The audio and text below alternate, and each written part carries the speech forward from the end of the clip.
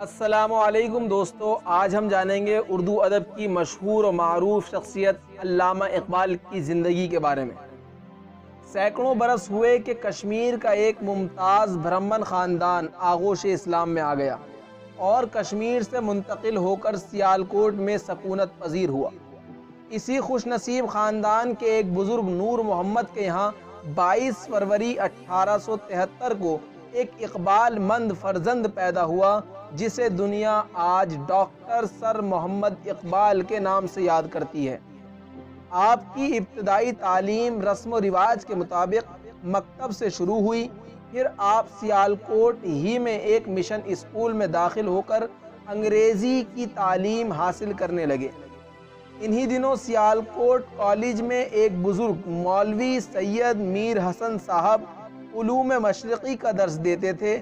اقبال نے ان سے عربی اور فارسی کی تحصیل کی اور انہی کے فیض سے زبان کا صحیح مذاق پیدا ہو گیا۔ سیالکوٹ کالج میں FA تک کی تعلیم حاصل کی۔ اقبال کے زمانہ طالب علمی میں سیالکوٹ میں ایک چھوٹا سا مشاعرہ ہوا کرتا تھا، وہیں سے اقبال کی شاعری کا آغاز ہوتا ہے۔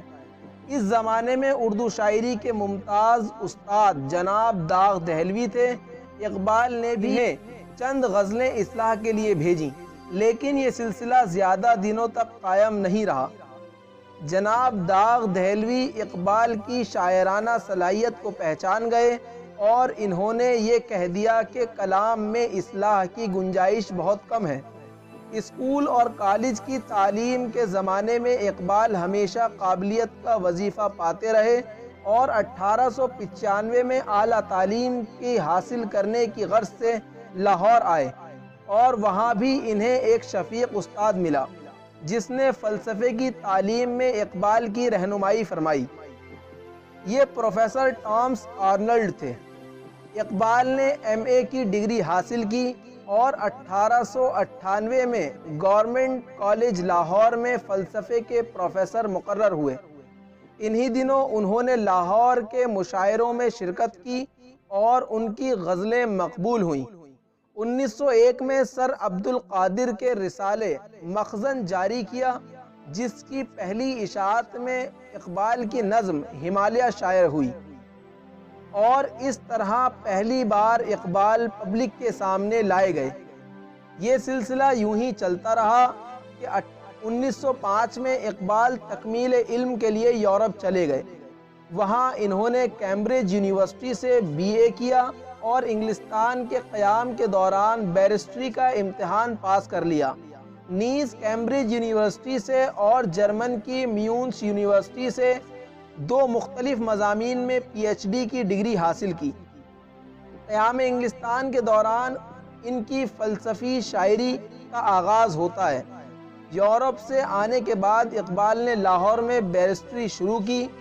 1915 میں مثنوی اسرار خودی فارسی زبان میں شائع ہوئی، جس کا انگریزی ترجمہ پروفیسر نکلسن نے 1918 میں شائع کیا۔ 1923 میں اقبال کو حکومت کی طرف سے سر کا خطاب ملا۔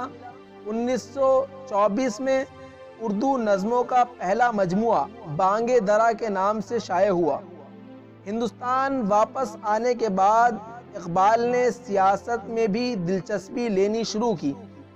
1926 میں لاہور کے حلقہ انتخاب میں کونسل کے ممبر منتخب ہوئے۔ دسمبر 1930 میں مسلم لیگ کے اجلاس الہ آباد میں صدر ہوئے اور 1932 میں دوسری گول میز کانفرنس کی شرکت کے لیے انگلستان گئے۔ انگلستان سے اندلس تشریف لے گئے، عربوں کی تہذیب و تمدن کے اثرات کو اپنی آنکھوں سے دیکھا، جس کا اثر آپ کے اشعار میں موجود ہے۔ واپسی میں معتمرہ اسلامی میں شرکت کے لیے بیت المقدس گئے۔ اکتوبر 1934 میں نادر شاہ کی دعوت پر افغانستان تشریف لے گئے۔ 1934 سے آپ کی علالت کا سلسلہ شروع ہوا، جو آخری دم تک جاری رہا۔ 21 اپریل 1938 کو آپ کا انتقال ہوا۔ آپ کے فارسی کلام کے مجموعے اسرار خودی، رموز بے خودی، پیام مشرق، زبور عجم، جاوید نامہ، قوام مشرق، اور ارمغان حجاز ہیں۔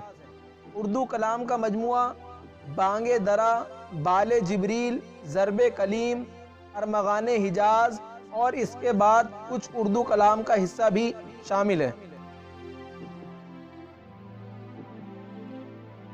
ویڈیو کے نیچے سبسکرائب کے بٹن پہ کلک کریں، بیل کے آئیکن پہ کلک کیجئے تاکہ ہر نئی ویڈیو کی نوٹیفیکیشن